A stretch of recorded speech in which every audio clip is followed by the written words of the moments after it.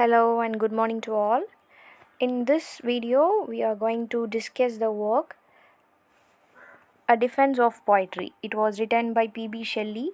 So, who is P.B. Shelley? Shelley, he was a romantic poet. Shelley comes under the younger poets of romantic period. Okay, let's move on to the work A Defense of Poetry. It was actually written in the year 1820, but it was published in the year 1840. So it is a posthumous publication, that is after the death of Shelley. So 18 years after Shelley's death, this work was published in Letters from Abroad, Translations and Fragments by Edward Markson.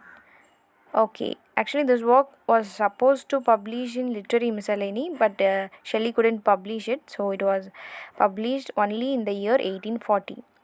And this work concerns Shelley's own poetic approach, and it is actually a reply to the Four Ages of Poetry, which was written by Thomas Love Peacock. So, in the work The Four Ages of Poetry, Thomas Love Peacock, he attacked poetry that it is less relevant to the advanced society, and he considered romantic poets as barbaric and childish and very old. So, for that, Shelley wrote this work A Defense of Poetry. Okay, how Shelley defend poetry against the charges on poetry. So it is similar to the work Apology for Poetry, which was written by Sidney. So Sidney wrote Apology for Poetry as a defense because Stephen Goshen attacked poetry and poets in his school of abuse. Likewise, Shelley wrote A Defense of Poetry as a response to, as a reply, as a defense to poetry because of Peacock's attack in The Four Ages of Poetry. Okay, what is Shelley's reply in this work?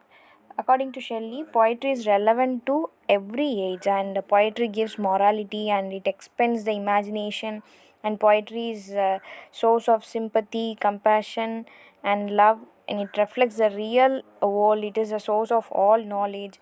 Poetry has the ability to give the power of understanding, and he calls poets as philosophers, creators, protectors, because they are inventing new things, and they are the inventors of the arts of life. They are like teachers, and poets see the world that it is not seen by the ordinary people, so their vision of life is different from the ordinary people.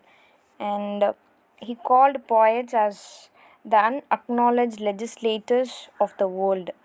So he calls poets like that.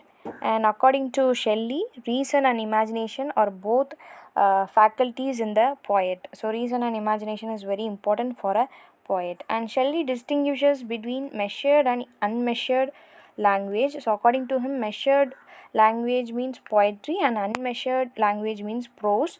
So when he compares prose with poetry, he feels poetry to be superior to prose. Then he talks about the history of poetry from the days of ancient Greece up to the present age.